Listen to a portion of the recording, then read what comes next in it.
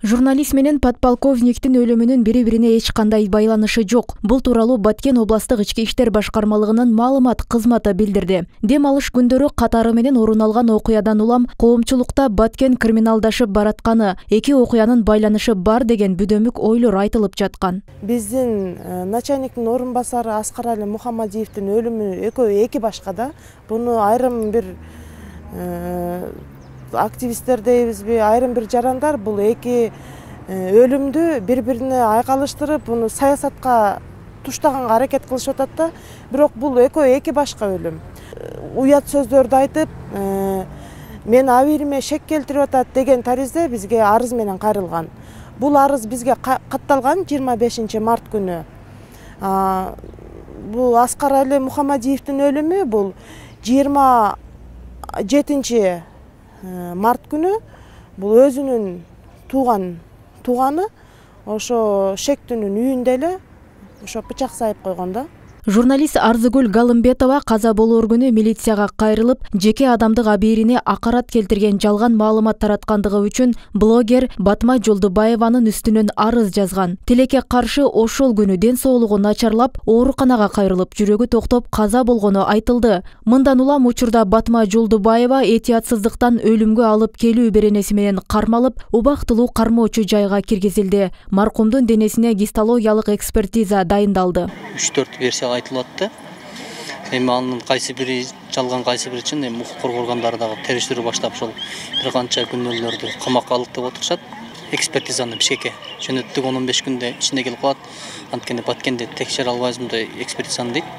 Экспертизаны дагы ошол ишенбестиктер албаш үчүн 2 адамдан куралган экспертиза кадам жайына келип текшеришти деген Баткен облустук ички иштер башкармалыгынын башчысынын өзүнөн маалымат алып стадиядан кийин. Бүгүн Ошто жана Баткенде, кечээ Бишкекте журналист Арзыгүл Галымбетованы кесиптештери эскеришти. Мааракеге Баткендин активист жарандары дагы катышты. Алар маркум кесиптешинин өзгөчө чек ара көйгөйлөрүн оперативдүү чагылдырганы менен башкалардан айырмаланаарын баса белгилешти. Мындан сырткары чынчылдыгы, патриоттуулугу, өз кесибине болгон берилгендиги үлгү болоору айтылды. Мындан сырткары журналисттин сырдуу өлүмүнүн акыйкат иликтенишин талап кылышууда. Бирок Баткендеги акыркы окуялар бүдөмүк, мындайча айтканда, көп суроолорду жаратып атат.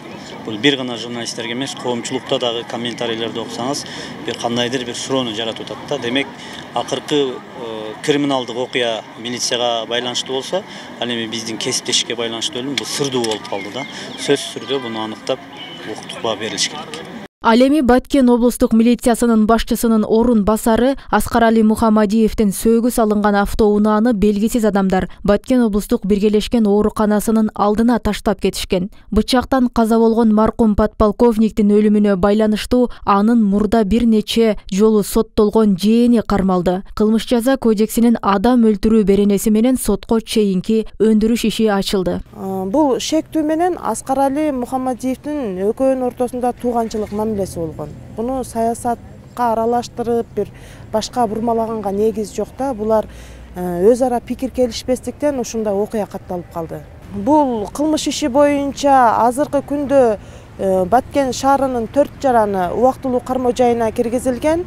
Анын негизгилеринен бири уюштуруучусу ошо мурда бир нече жолу сот жообуна тартылган Аскарали Мухамадиевдин тууганы, Базар башы кварталынын тургуну 34 жаштагы жаран. Аскарали Мухамадиев 1974 Баткен облусунда туулган. Ал милиция кызматында 2000 жылдардын башынан тарта иштеп келген. Кызматында подполковник даражасына жана начальниктин орун басарлыгына чейин жеткен. Артында 4 кызы, 1 уулу калды. Ал эми журналист Арзыгүл Галымбетова болгону 38 жашта эле. Ал Баткен телеканалында жана Турмуш маалымат агенттигинде эмгектенип келген. Жөнөкөй кабарчыдан тартып, башкы редактор кызматына чейин жеткен. Роза Акматжан кызы, Мирзат Нууманов, 7 канал.